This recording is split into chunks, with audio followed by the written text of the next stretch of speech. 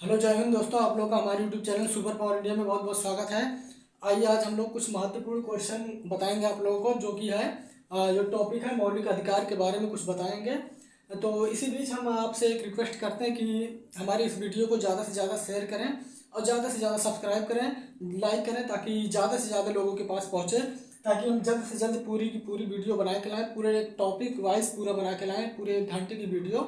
आइए देख लेते हैं कुछ महत्वपूर्ण क्वेश्चंस क्या हैं। जैसे क्या है, मौलिक अधिकार। टॉपिक हमारा है मौलिक अधिकार। मौलिक अधिकार यानी फंडामेंटल राइट। मौलिक अधिकार फंडामेंटल राइट। देखिए मौलिक अधिकार जो है पहले 7 थे अब प्रेजेंट टाइम में मौलिक अधिकार 6 हैं। एक को 7वें को, जो मौलिक अधिकार 7वां था, उसको लीगल राइट कर दिया गया है। देख लेते हैं मौलिक अधिकार। फर्स्ट क्या है, मौलिक अधिकार जो है समता या सामान्यता का अधिकार। समता या समानता का अधिकार क्या है, यानी आर्टिकल 14 से 18 तक है। आर्टिकल 14 से लेकर 18 तक है। अब देख लेते हैं स्वतंत्रता का अधिकार। दूसरे नंबर पे है स्वतंत्रता का अधिकार। स्वतंत्रता का अधिकार, स्वतंत्रता का अधिकार आर्टिकल 19 से लेकर 22 तक है। आर्टिकल 19 से लेकर 22 तक है।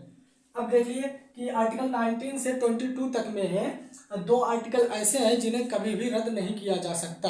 चलिए आइए बता देते हैं वो भी कौन से आर्टिकल हैं। आर्टिकल 20 है और आर्टिकल 21 है, जिन्हें कभी भी रद्द नहीं किया जा सकता, जिन्हें किसी भी हाल में रद्द नहीं किया जा सकता। आर्टिकल 20 और आर्टिकल 21। आर्टिकल 20 और आर्टिकल 21 को हमने पिछली वीडियो में बताया है और इसके बारे में बताया है पूरा, इसके बारे में पूरी जानकारी दी है। आप लोग पिछली वीडियो में जाकर आर्टिकल 20 और आर्टिकल 21 के बारे में जान सकते हैं। आइए देख लेते हैं मौलिक अधिकार तीसरा क्या है। मौलिक अधिकार तीसरा, मौलिक अधिकार तीसरा, इसमें क्या क्या कहा है, शोषण के विरुद्ध अधिकार। शोषण के विरुद्ध अधिकार, तो इसमें आर्टिकल 23 से लेकर 24 तक है। आर्टिकल 23 से 24 तक है। अब आइए देख लेते हैं फोर्थ क्या कहता है। फोर्थ क्या कहता है, धार्मिक स्वतंत्रता का अधिकार। धार्मिक स्वतंत्रता का अधिकार आर्टिकल 25 से लेकर 28 तक का है, धार्मिक स्वतंत्रता का अधिकार। अब आइए देख लेते हैं पांचवा क्या है। पांचवा जो है फंडामेंटल राइट, पांचवा क्या कहता है, सांस्कृतिक एवं शिक्षा संबंधी अधिकार। सांस्कृतिक एवं शिक्षा संबंधी अधिकार है, आर्टिकल 29 से 30 तक है। ये जो है आर्टिकल 29 और 30 जो है अल्पसंख्यक वर्गों के लिए बताया गया है। अल्पसंख्यक वर्गों के लिए, जैसे मुस्लिम हो गए, दलित हो गए, सिख हो गए, ईसाई हो गए और पारसी हो गए, ये सब जो है माइनॉरिटी में यानी कि अल्पसंख्यक वर्गों में आते हैं। इनको आर्टिकल 20 और आर्टिकल 30 में ये कहा गया है कि आप जो है अपने माइनॉरिटीज़ के लिए जो है आप अपने अलग अलग स्कूल बना सकते हैं, उसमें अलग अलग तरीके की इल्म व तालीम एजुकेशन दे सकते हैं। आर्टिकल 29 और 30 में बताया गया है। अब आइए देख लेते हैं 6 क्या है, फंडामेंटल राइट 6 यानी 6 क्या है, संवैधानिक उपचारों का अधिकार। संवैधानिक उपचारों का अधिकार, संवैधानिक उपचार, संवैधानिक उपचारों का अधिकार आर्टिकल 32 में बताया गया है। आर्टिकल 32 को बाबा साहब भीमराव अम्बेडकर ने संविधान की आत्मा भी कहा है। इस क्वेश्चन को आप लोग ध्यान रखिएगा। आर्टिकल 32 को बाबा साहब भीमराव अम्बेडकर ने संविधान की आत्मा कहा है। अब देख लेते हैं ये आर्टिकल, कुछ महत्वपूर्ण प्रश्न जो है नीचे हैं उसको बता देते हैं आप लोगों को। आर्टिकल 16 क्या कहता है, लोक नियोजन के विषय में अवसर की समानता। लोक नियोजन के विषय में अवसर की समानता। अब देख लेते हैं ये क्या क्वेश्चन, इसमें कहा गया है कि मौलिक अधिकार जो है वो किस देश के संविधान से लिया गया है। मौलिक अधिकार जो है किस देश के संविधान से लिया गया, आइए देख लेते हैं। मौलिक अधिकार जो है संयुक्त राष्ट्र अमेरिका के संविधान से लिया गया है। मौलिक अधिकार जो है संयुक्त राष्ट्र अमेरिका के संविधान से लिया गया है। तो इसी बीच आप लोगों को मैं एक और आर्टिकल बताता हूँ जो मैंने इसकी पिछली वीडियो में भी बताया था। आर्टिकल 17, आर्टिकल 17 में मैंने बताया था अनटचेबिलिटी यानी छुआछूत का अंत। और एक आर्टिकल और हमने बताया था,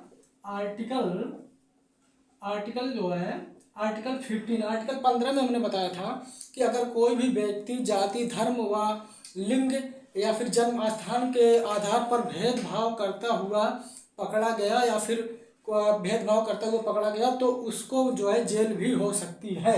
ये आर्टिकल 15 कहता है। आर्टिकल 15 कहता है।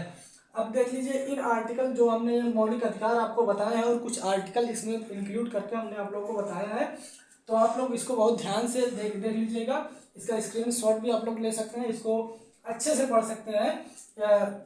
इसको पढ़ाने का हमारा उद्देश्य क्या है कि देश में जितने भी नागरिक हैं, जितने भी लोग हैं, वो पढ़कर इसको जागरूक हों। वो कोई भी बुक पढ़ते हो, जैसे डॉक्टर बनते हो, इंजीनियर बनते हो, या फिर कोई किसी भी डिपार्टमेंट में जाते हो, तो उनको जो है संविधान पढ़ना बहुत जरूरी है। वो भारत का संविधान पढ़ें जरूर। डॉक्टर बने, इंजीनियर बने, लेकिन भारतीय संविधान जरूर पढ़ें, क्योंकि बाबा साहब भीमराव अम्बेडकर ने भारतीय संविधान को बहुत अच्छे से सजाया है और बनाया है। तो आइए मैं कुछ शायरी आप लोगों को बता देता हूँ। किसी शायर ने क्या खूब कहा है कि तुम्हारी तकलीफ़ों का मैं एक मुकम्मल जवाब हूँ, कि तुम्हारी तकलीफ़ों का मैं एक मुकम्मल जवाब हूँ। कभी वक्त मिले तुम मुझे पढ़ना, मैं भारत का संविधान हूँ। और इसी बीच मैं कुछ और बताना चाहता हूँ। जैसे संविधान में जो है, संविधान में एक है वो क्या कहते हैं, समवर्ती सूची जो है, इसके बारे में हम लोग जो है अगली वीडियो में बताएंगे आप लोगों को। समवर्ती सूची के बारे में अगली वीडियो जो आने वाली है उसके बारे में आप लोगों को बताएंगे।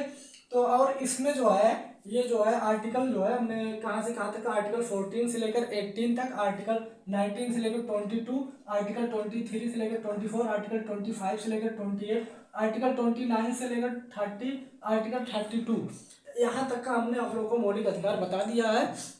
अब देखिए, अब जो है हम लोग कुछ महत्वपूर्ण क्वेश्चन आप लोगों से पूछ लेते हैं, जो कि इकोनॉमिक्स है। इकोनॉमिक्स यानी अर्थशास्त्र है। अर्थशास्त्र यानी उसमें जीडीपी होती है, कि बहुत लोगों से आप लोग सुने होंगे कि जीडीपी बहुत गिर गई है, जीडीपी बहुत ज़्यादा चली गई है। तो ये जीडीपी हम आप लोगों को बता देते हैं। जैसे मान लीजिए ये भारतीय नक्शा है,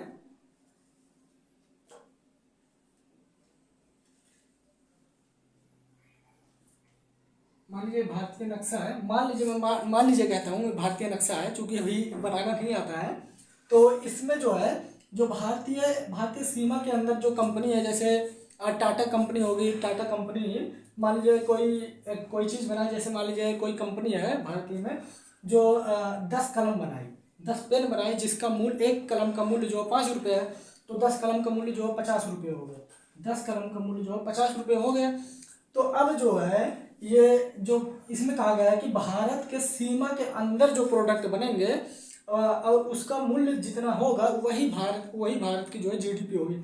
जैसे मान लीजिए भारत के अंदर 10 पेन बने, एक पेन का मूल्य जो 5 रुपये है, तो 10 पेन का हो गया 50 रुपये। तो ये जो 50 रुपये है, यही भारत की जो है जीडीपी है। जीडीपी, ये 50 रुपये भारत की जीडीपी है। ये आप लोगों को समझ में आ गए होंगे जीडीपी। अगली वीडियो में हम लोग जीएनपी और जो है ये समवर्ती सूची ये बताएंगे आप लोगों को।